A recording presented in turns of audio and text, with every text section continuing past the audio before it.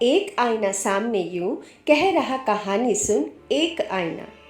Phone पर मशगूल अंजलि चैटर्जी यानी कि मैं सोफे की ओर बढ़ रही थी कि अचानक माँ ने किचन से पुकारा, अंजू जरा सुनना। आई माँ, बस 5 मिनट। माँ ने 1 सेकंड का भी समय जाया न किया, फिर दोहराया, अंजू आटा गूंद रही हूँ, आओ रोटी सेकना सिखाऊं। पापा ने अखबार के किनारे से मेरी ओर देखा। मैं झेप सी गई थी। पापा की ओर देखकर कहा, 5 दिन के लिए मैं आई हूँ छुट्टी पर। व्हाट इज दिस पापा? पापा ने भी सेफ खेला। आज छोड़ दो, देखो हाथों में फेस पैक लगाए बैठी है, 2 दिन बाद तो पूजा है। मैं गोल गोल आंखों से पापा को ताड़ने लगी।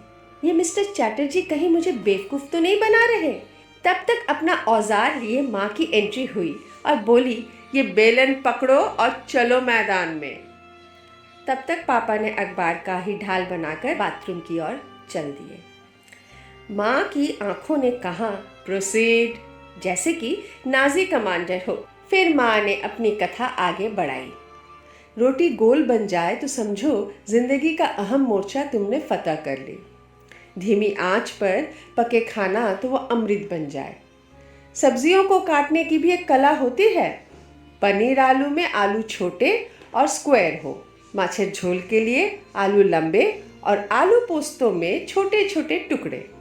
और कुछ पकवान तुम्हारे हाथों से निकलकर डाइनिंग टेबल पर आ जाए तो एडेड वैल्यू है। मैंने भी कमर कसी। वेट वेट वेट मम्मा, ये कोई शादी की तो बात नहीं चल रही कहीं? माँ ने कहा, शादी के सिवा भी और कई गोल्स होते हैं। माँ ने यूं उंगली घुमाई और कहा, दुनिया गोल है लेकिन मिट्स वेरी स्क्वायरली। तुम्हें शादी की ही बात क्यों लगी? मैंने कहा, क्यों? आप जो किचन टिप्स दे रही हैं, ये शादी की बात छेड़ने के पहले की भूमिका नहीं है। मुझे अच्छे से मालूम है तुम्हारा कोई नया ट्रिक चल रहा है। माँ ने आलू को बॉल की तरह मेरी ओर उछाला। मैंने भी अपनी फील्डिंग दिखाई। माँ ने पैंतरे बदले। By the way, in some extent you are very much correct. शादी के बाद तो तुम्हें अपने ही घर जाना है, तब माँ के टिप्स बहुत काम आएंगे। वेट वेट वेट मम्मा, अपना घर? What does it mean? It means the in-laws place, ससुराल। ये जो बाहर इतने बड़े बड़े अक्षरों में लिखा है अंजलि विला मेरे नाम से, उसका क्या? ये मेरा घर ना हुआ अपना? ज़रूर हुआ, लेकिन अपने हीरो यानी तुम्हारे चहेते पापा से पूछो, अंजलि विला के पेपर्स किसके नाम है? किसके नाम है? मैं हैरान। मिसेस सुनैना चैटर्जी यानी तुम्हारी माँ यानी कि मैं। ये घर तुम्हारे नाम है? हाँ। कोई शक या आपत्ति? नो, आपत्ति क्यों होगी? लेकिन बाहर मेरा नाम क्या प्रूव करता है? वो ये प्रूव करता है कि इसमें कोई शक नहीं कि तुम पापा की लाडली हो। मगर सच्चा प्यार तो तुमसे करते हैं और मेरे साथ पब्लिसिटी स्टंट। तो मैं कौन सा तुम्हारे पापा से कम प्यार करती हूँ? पूरी जिंदगी लिख दी तुम्हारे पापा के नाम। चलो अब बात न घुमाओ, आगे बढ़ो। मैंने लंबी सांस ली और कहा, mamma, I get 6 figure salary. Do you think I should learn how to give perfect shape to roti? माँ धराशायी नहीं हुई। वो उनके चाय के चुस्की के स्टाइल से ही मालूम पड़ रहा था। मुझे शादी अभी नहीं करनी। माँ अपने अगले वार से मुझे घायल करती तो मैंने बम फोड़ा।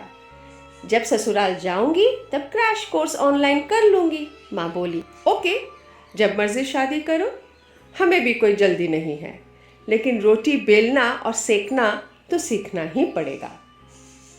घर का काम सीखने का मतलब ससुराल जाने की प्रिपरेशन थोड़ी ना होती है। कभी हमें भी तुम्हारे हाथों के बने खाने का स्वाद लेने दो। ससुराल में अपने 6 डिजिट सैलरी से कुक रख लेना।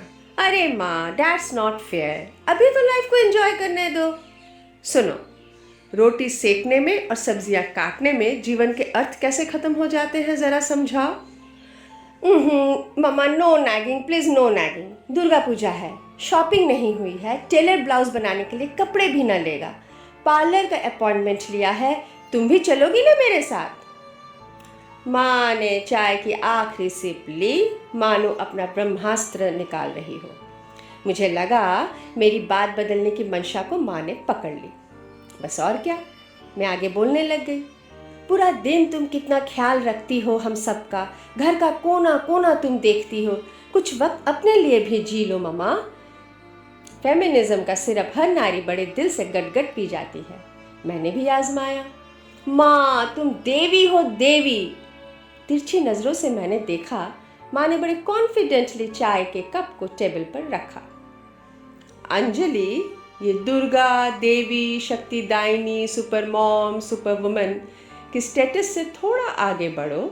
तुम 21वीं सदी की जनरेशन, तुम्हें दकियानुसी नहीं लगते ऐसी बातें? तुम्हारी भाषा में आउटडेटेड। बासी चावल खाकर हिमा दास गोल्ड मेडल जीत कर आई है। मैरी कॉम की ट्रेजेडी कौन नहीं जानता है, आज वर्ल्ड चैंपियन है। पूर्णा मालाभार 14 साल की उम्र में एवरेस्ट के शिखर तक पहुंच गई है। सफ़ेद लाल बनारसी साड़ी पहनकर दुर्गा दुर्गा नहीं बनी, बल्कि महिषासुर जैसे राक्षस को मारकर दुर्गति नाशिनी बनी है। अपने आप को वीकर साइड ऑफ सोसाइटी बताकर एम्पावरमेंट का नाटक क्यों करें? 9 से 6 की नौकरी के साथ घर भी संभालती हूँ, इसमें वीरता क्या है बताओगी? रात को देर से घर लौटने की फ्रीडम को लेकर ढिंढोरा क्यों पीटे? क्या कभी हमने बस या ट्रेन की लेडीज सीट छोड़ी है किसी बुजुर्ग या उस पसीने में लथपथ यंग मैन के लिए जो शायद हमारे जैसे ही रोज़ की ज़िंदगी की जद्दोजहद में है? क्या अपने पुरुष कॉलीग के लिए दरवाज़ा पकड़ा है जो तुम्हारे पीछे ही खड़ा है? परिवार के लिए खाना पकाना और शाम की चाय पर पति के लिए इंतज़ार करना, ये सुख हार जीत के बहुत परे है। लाइफ एंजॉय करना हो तो उससे पूछो जो हर शाम रोड साइड के ठेले पर अपने पति के साथ पाव भाजी बनाती है, या उस बहू से पूछो जो अपने ससुर जी के लिए मफलर बुन रही है। अगर लड़कों से ज़्यादा आंसू तुम्हारे बहते हैं तो तुम्हारा रुमाल जेम्स हैंकी से छोटी क्यों है? फ्रीडम तो वो है जो नारी को देवी नहीं बल्कि संपूर्ण नारी बनाए। पूजा नहीं, जय जयकार नहीं, पुरुष के साथ कंधा मिलाने की होड़ नहीं, और आंसू तुम बहाना नहीं। नारी तुम जो भी हो बहुत सुंदर हो, जैसी हो संपूर्ण हो। चाहे घर संभालना हो या बाहर, तुम्हारा कोई जोड़ नहीं। चले अब हम भी अपनी लेडीज हैंड की एक बिलान बड़ी कर ले। तो ये सुन रहे थे आप वेद के साथ माँ बेटी की कॉन्वर्सेशन लेडीज हैंड की। मेरे ख्याल से अभी तो सबको अपनी रुमाल एक बिलान क्या 2-2 बिलान बड़ी कर लेनी चाहिए। कहीं आप मास्क भूल गए तो तब रुमाल ही काम आएगा, चाहे लेडीज हो या जेंट्स।